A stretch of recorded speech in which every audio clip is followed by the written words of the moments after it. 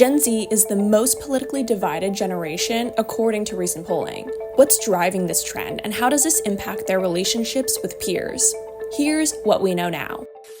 I think the political trends among Gen Z right now are really fascinating. And you saw that especially in the most recent presidential election where Donald Trump made gains among Gen Z overall, but especially among Gen Z men. It seems like the political divergence in Gen Z really is along gender lines, with Gen Z men being far more conservative than Gen Z women. And I think it has really interesting implications for Gen Z and how they date and how they relate to each other overall.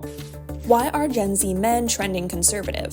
Young people don't necessarily swing liberal, but they tend to swing sort of anti-establishment and like countercultural. And so if the dominant culture is viewed as conservative, then younger generations will rebel against that and be more likely to be liberal. It was seen almost as like edgy and rebellious to be among that demographic to be conservative and to vote for Trump.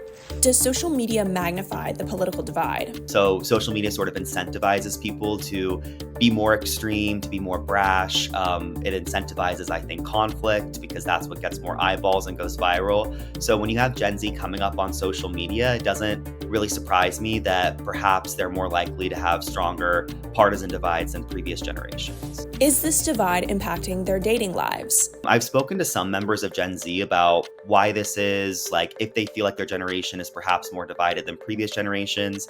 And a lot of it does come down to social media as well as dating apps, because dating apps are a form of social media. The Gen Zers I spoke to said that they're more open to dating people who have different political opinions if they could actually talk about it in person, find out why they believe what they believe, and see if there's any kind of common ground.